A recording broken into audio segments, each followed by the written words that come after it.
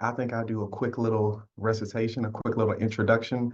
My name is Joe Eubanks. I use he, him, his pronouns. And so for my talk today, we're going to be talking about rethinking DEI beyond individualism to systemic change. And the purpose of this work is really to challenge the current state of DEI efforts. I like to add that B for belonging, so DEIB, and how we can make this work more impactful. I think DEIB work is really important stuff. And I think if we can definitely shift the charge and shift the focus and the discourse and the dialogue, this work will actually gain more traction as well. Good morning. Good morning. So just a little bit about myself again. My name is Joe Eubanks, pronouns he, him, his, and I am a DEI leader, change agent, and I'm the owner and founder of the Fair and Impartial Foundation. And you can find some of the information about the Fair and Impartial Foundation in the chat as well. So one of the things that I want to do in this session as well, that you're going to have me talk for a little bit. I know you get to listen to me for a little bit as well, so just bear with me. We got the sun peeking out here in the Pacific Northwest, and it's going to be a good morning as well. But if you all have any just ideas that just comes to the top of your brain, just feel free to shoot them in the chat. And once I'm done wrapping up talking, we actually have a pretty interactive chat interaction as well. So let's just talk about this work as well. So my talk, again, is about rethinking DEI, making this work more impactful as well. So my talk's going to be broken up into 4 sections. We're going to do a quick dialogue into the problems with individualism in DEI. Then we're going to talk about the importance of systemic change. And then we're going to move to shifting the focus in DEI work. And also we're going to wrap up with some actionable steps that we can all do to empower our organization, our community members, and just society at large as well. So this work is really impactful, and I think if we move the needle a little bit forward, we actually can actually see more results happening as well. So as we do this work, I just want to take a step for a moment and let's just think about, what is DEIB? The term gets thrown around a lot. It's been in the discourse and dialogue of different sides, wherever you're on. It's definitely been a very politically charged topic, and I think it should be, because this work is politics work. You can't do DEI work if you're not in politics or thinking about the policies that shapes the world around us. So Joe, what is DEIB work? Great question. DEIB work is a set of principles that are created to address the systemic inequities in the world around us. So we're here to do this work to address the barriers that are affecting the most vulnerable. And now let's talk about the different facets of DEIB. Let's go first. Diversity is a fact. When we think about diversity, it encompasses all the ways we differ as people. This can be from our race, our ethnicity, our gender, our sexuality, our language, our nation of origin. It can be all these things as well, but it also can include our achieved identities, which can be your marital status, your veteran status, and even your socioeconomic status as well. Next, let's move to equity. And equity is a choice. It describes the establishment of fair and unbiased resources and programs and opportunities to make sure that anyone and everyone has the opportunity for advancement and participation as well, regardless of their social identities or their diversity, as I just mentioned as well. Moving next, inclusion. Inclusion is that action. It is the active environment and active creation of an environment in which we welcome any individual or any group based upon those social identities. It is where we want to make sure everyone has a seat at the table to be their true authentic selves, because we know that it is important to make sure that we are listening to every voice at the table as well. And then lastly, like I said, DEI, I like to add that B for belonging. What that B for belonging is that outcome. That is that opportunity where we have eradicated those forms of social exclusion, where we have that social support that is needed for every group as well, where every person, based upon their social identities, based upon their diversity, feel a sense of connectedness, they feel a sense of being accepted and respected for taking up that space as well. So that is DEIB. Diversity is a fact, equity is a choice, inclusion is an action, and belonging is an outcome. So now that we kind of understand and got a really good, just quick recitation of what is DEIB and what are these principles, let's talk about the challenges that faces DEIB work as well. So currently right now, there seems to be a heavy focus on just personal responsibility, encouraging people to just recognize their biases, check their privilege, and engage in some real self-reflection. I know many of you probably have participated in a lot of DEIB, DEI workshops in which you probably hear a lot of terms that are used that are very impactful. Let me again say, training and understanding your privilege, your power, those things are impactful. But again, it's a very narrow scope as well. We must open this work up to make sure that we can have a true understanding of what some of the barriers some of our community members are facing as well. As I go on my own personal journey doing this work, I must say that DEIB work can sometimes be a very unique journey. But when these very concepts and theories like white fragility, white guilt, white rage, these are very great concepts to have a dialogue and discourse about. But again, they are just buzzwords. They're not really going to really get to the real need of, again, addressing those real forms of systems of oppression. It is impactful that we recognize our fragility. It is impactful that we recognize what internally we are facing. It's impactful that we come into a space and we do this in a system as well. That is always impactful to do it as well. I see your question. Yeah. So when you do this work, you got to make sure that we engage in theories and concepts that not only just create a discourse and dialogue on our individual responsibility, but most notably, again, focus on those systems of inequities, because sometimes these buzzwords and these theories become ways of just protecting bad habits, but most importantly, bad actors.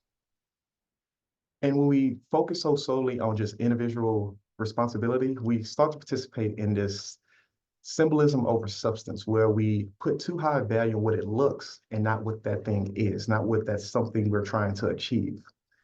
When DEI becomes just an individual change tool, it becomes a checkbox exercise. I know many of you all probably have participated in DEIB workshops and training again, and you probably felt like, oh, here's our quarterly DEI training, here's our quarterly anti-bias training, here's our quarterly training on microaggressions. Again, always good to get that work, get that understanding. But are we truly understanding what's going on in the world around us? Are we truly getting to have a great dialogue about why is it that we have these different barriers going on? Why is it that when we look at the gender pay gap, wealth inequality, when we look at the different forms of barriers that face health and health equity as well, what's going on there? And just focusing on these individual DEI trainings won't do that. We must have a lens of addressing that systemic harm. We have to understand historical lenses as well that is impacting marginalized groups in our society.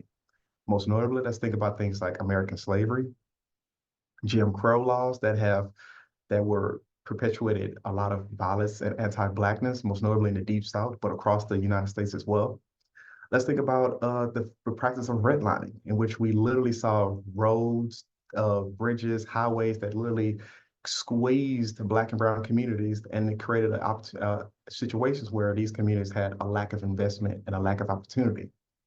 Let's think about our restrictive immigration policies as well. And also let's think about kind of the genocide and the displacement of our indigenous community members as well. Those are some of the historical lens to do this work we have to understand. If we're just focusing on just, again, that individual responsibility, we won't truly understand how we make this work more meaningful and impactful. And when we focus so solely on just individual responsibility and individual focus, we turn into, we're trying to just fix ourselves, like just fix individuals, but we don't actually work on fixing the systems again that we're talking about, that principles of DEIB work that we just actually had a dialogue about. We haven't did that as well. We haven't effectively addressed those different forms of harmful, yes, historical things that have happened as well.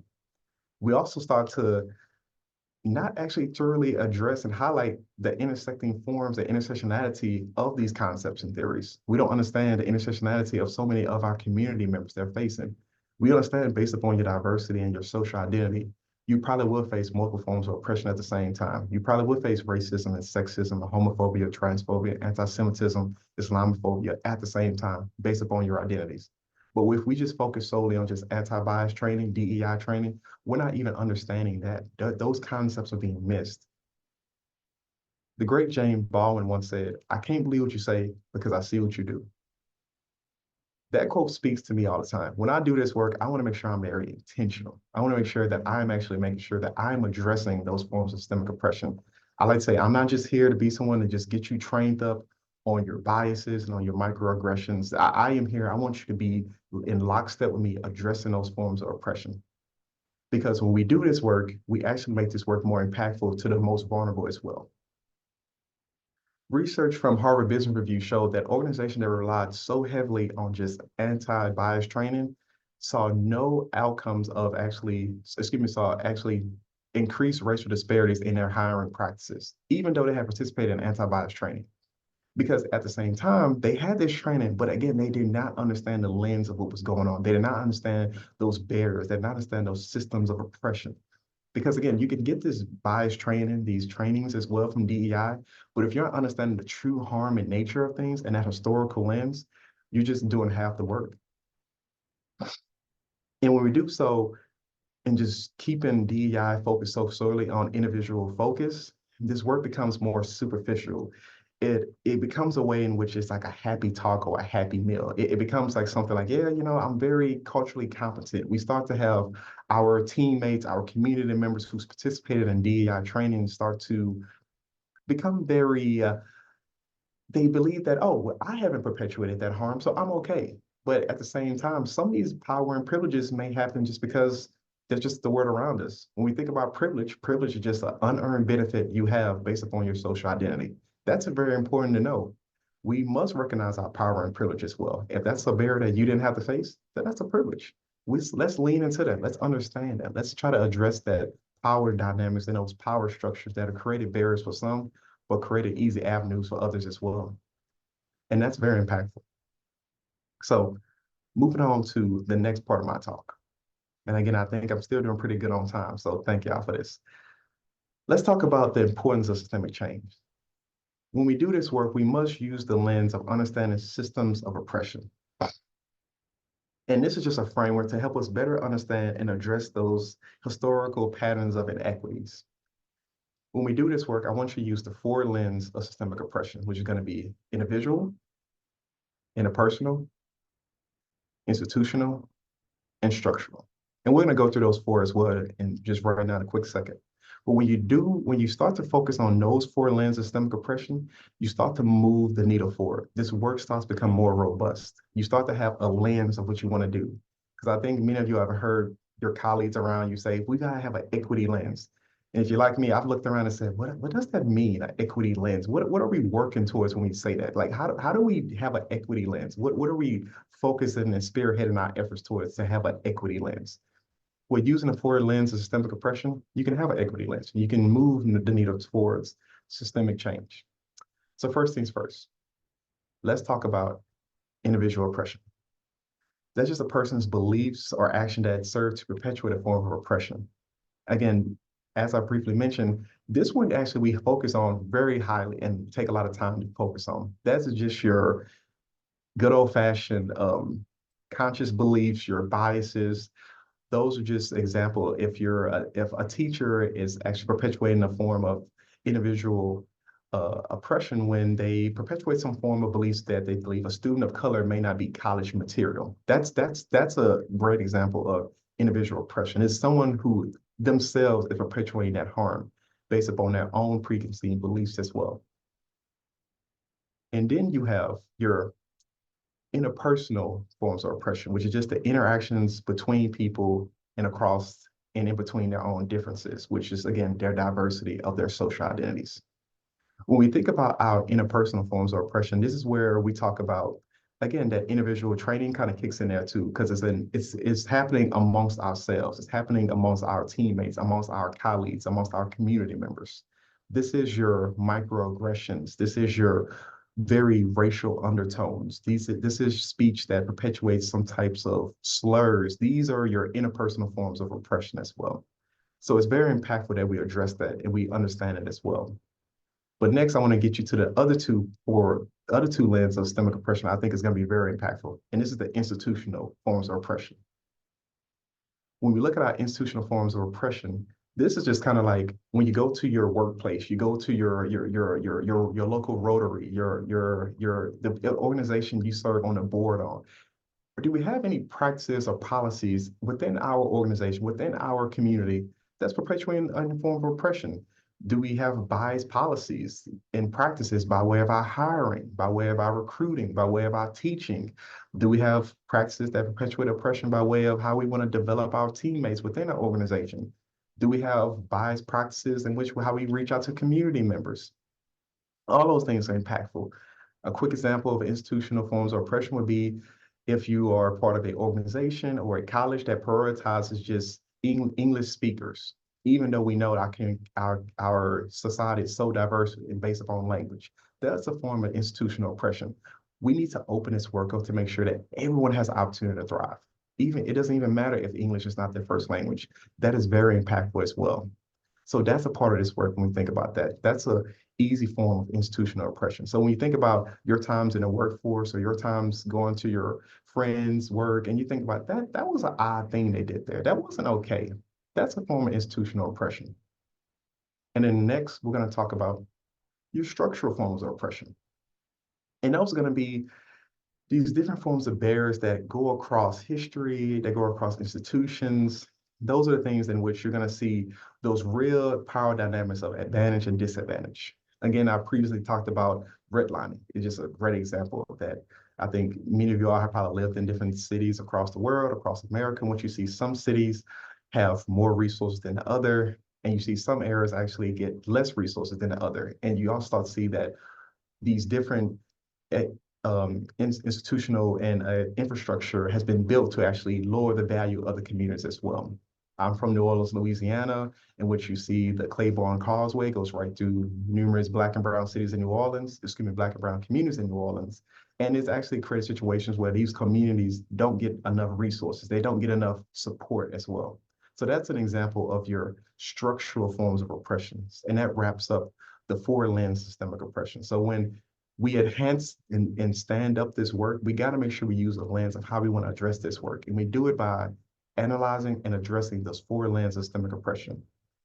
Because when you do this work, you recognize the power dynamics that are at play. You recognize that power and privilege. You start to become very ingrained in what's happening around you. You start to recognize that it's not just saying that it's a few bad actors in law enforcement or it's a few bad actors regarding our criminal justice system. It's a real systemic thing that's happening. It's a larger system that's happening as well.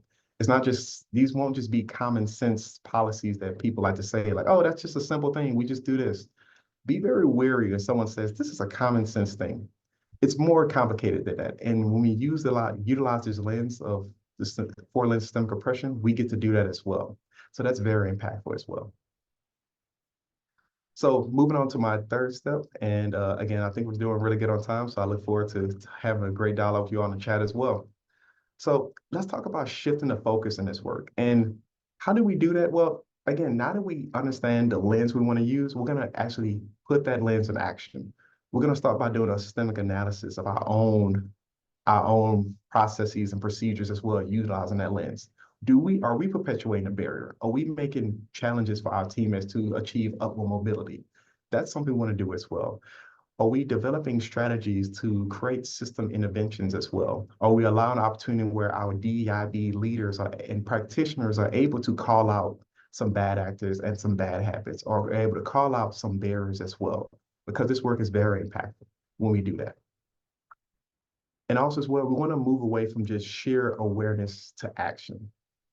When we do that, we start to get more people not just aware of their biases, but actually more motivated, and we equip them with the resources to enlist their services, their expertise, their education to go on the battle with us to address those forms of inequities that's happening across our society. And when doing so, we want to really invest time into building a coalition. I believe to do this work, you need a big tent. We can't do this work on our own. Our bandwidth is very stretched thin. We all have lives, we have families. This is very, very taxing work. So you need to have some teammates around you who are truly invested in doing this work. I truly believe you got to have a big tent. You got to have others around you who are going to help you as well. And you got to have people who can pour into you when you're doing this work, because that's very impactful as well. Because when you're doing this work and you're looking at these different forms of oppression, it can be very taxing and exhausting to do this work. So I truly am advocating for building a coalition, having a big tent, but making sure everyone in the tent understands that we're going this way towards addressing those systemic inequities. So go, we're going this way. You can jump off at any time. And if we got to move some furniture, we're going to have to move some furniture. But we want you a part of this tent. So come join us on this work. And also as well, we want to make sure that we are holding our leadership accountable for when they actually are shifting away this work to just be individual trainings.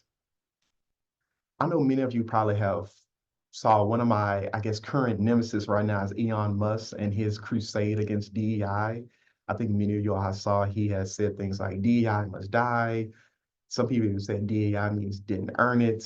Even DEI is even turned into like a slur to describe Black and brown leaders like Vice President Kamala Harris and even the mayor of Baltimore as well. These are forms of resistance against this work.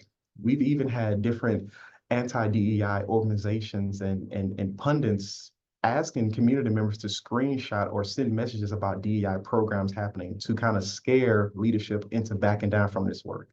We must reaffirm our commitment to this work, reaffirm our commitment to social justice, and reaffirm our commitment to our DEIB practitioners and leaders. Because in many states across the country, and most notably in the Deep South, there's been this wave of anti-DEI legislation. But I like to say that this work is not divisive, even though many of those southern states have passed legislation saying so. This work is meant to, again, make sure everyone is thriving. But at the same time, those same states that are passing that legislation maintain their ties and their connection to the Confederacy and those Confederate ideals. But this is just a great reminder of why true progress requires confronting and not erasing our history. Because when you do so, we actually are trying to create more barriers as well. We must embrace our truth and we must embrace our true history of our society. We must lean into that. Because when we start to walk things back and start to cherry pick which history we're going to talk about, that becomes a problem. When you start to see states trying to rewrite history and say that slavery was okay, that's a problem. They're perpetuating more forms of oppression as well. Because when you do that, we're not understanding the history behind these barriers that so many people are going through. And we must reaffirm our commitment to pushing back against those harmful rhetoric and those hateful rhetoric as well against this work. So, and lastly, to wrap up now with number 4, what are the actionable steps we can do? Well, again, you can do a complete system audit. Look at what's going on. Look at what's happening. Do a review of what your organization is doing. Do a review of what your teammates are doing. Do a review of what your community is doing. Let's be in conversation about that. Let's lean into that as well. Secondly, let's engage in some real policy advocacy. Let's really invest our time in trying to work beyond just everyone raise your hand if you did some DEI training. It's going to take more than just that. It's going to take more than just advocating for some real policy changes. Because again, this work is politics. This work is policy work. DEIB is politics work. So you have to make sure you advocate for policy changes as well. And you want to make sure you start integrating DEI into your strategic planning. DEI should never be its own single thing. It should be woven into the fabric of your organization. Every department should have some DEIB goals, some DEIB initiatives, some DEIB lenses being used as well. When you do that, everybody has that one cadence they're trying to move towards. Again, that one band, one sound I said. That's how we move this work forward as well. And when we measure beyond individual awareness, we start to see where's our barriers going to, where's our challenges are coming from. And that's when the real work happens as well. And then we want to constantly commit to actually learning and evaluating our process. Let's open ourselves up to scrutiny. Let's open ourselves up to fail. Because to do this work, we're going to sometimes have to swing and miss as well. But we need to embrace that as well. So I know many of y'all remember in 2020, which was a very odd time after the brutal death of our brother George Floyd, you saw a big wave of allyship. You saw a lot of people posting those black squares. Everyone was taking a knee. It was a very odd time for that. But that was activism, that was allyship. But one of the things I felt very frustrated about was that we saw many community members and leaders engage in the allyship, even though we needed them to be more an accomplice. Because some forms of activism to some community members could be form of performative measures. Just because you're taking a knee and standing in activism and support, we needed you to actually move the needle forward. So I want us to move from just being an ally to being an accomplice. Let's move towards addressing and dismantling those forms and those structures that have created barriers for the most vulnerable in those different groups as well. Because when you move from being an ally to an accomplice, you really start to see this work moving as well. And I think that's very important. I think I'm a little little up on time, so I'm gonna try to move a little quicker. So when we do this work, it's very impactful as well. And this work is very important to do this work as well. Your DEI leaders need that support, and we need that as well. Make sure we give our DEI leaders more support, more resources as well. What if I told you that all those resources that got committed in the name of social justice sadly got pulled back? We need to have a reaffirmed commitment to funding DEIB initiatives as well. And that's how we do this work. We move from being an ally to being an accomplice, because nobody wants a performative ally. We need accomplices as well. And then we want to make sure that DEIB work isn't just about making everyone happy. When I think about historical lens and I think about the great Dr. Martin Luther King Jr., around his brutal assassination, his approval rating was hovering around 30 to 20%. To do this work, you're not going to be well liked. You're not going to have the collective approval of everyone. And I think we need to own it and listen to that. Sometimes you're going to do this work and you're going to have a lot of resistors, a lot of bad actors, and sometimes you're going to have to navigate those politics and sometimes those politics. But that's impactful to do as well. This work means that sometimes we're going to have to move this work forward and thread those needles as well and have those important conversations, but most importantly, make sure we have those uncomfortable conversations. And that's how we do this work. We reaffirm our commitment as well. So that closes my talk as well. I want to say thank you all for participating in this talk as well. And I look forward to being in community with you all as well. I want to make sure that we move DEIB work past just check boxes. We move this work towards addressing those real forms of systemic oppression as well. So let's get together. Let's reaffirm our commitment to this work. Let's do great work as well. And let's move this work forward. I think I got a few minutes, so I'm going to jump in the chat and see some questions. If you want to drop some in there, I see I got something is going on here. Let's see here. Let's see here. So DEI, so reverse racism is not a thing actually. Thank you for that. Can the principles be incorporated in the education system? Yes, DEIB can be incorporated into the education system by policy. I think one of the things you got to do to incorporate DEIB in your policy is really make sure that you're utilizing that lens. You do a real audit as well to make sure you make this work as more impactful. I do think that even in South Africa, it is important to make sure we understand historical lens and doing that training, because again, we know through the apartheid regime that happened in South Africa, we got to understand that some of the relic of that is going to be impactful. It's going to be ingrained into a lot of the systems that's happening in South Africa. So yes, no, I wholly agree. Yes. Questions as well. I think to do this work, we got to make sure we make it more impactful as well. But I think I'm running a little low on time. I think I'm gonna have to wrap this up. So y'all feel free to shoot me a message on the fairandimpartialfoundation.com. And again, everyone, please keep being awesome, keep being in community. And I look forward to doing this impactful work with you all as well. Thank you. And keep being awesome and have a great rest of your day. Thank you.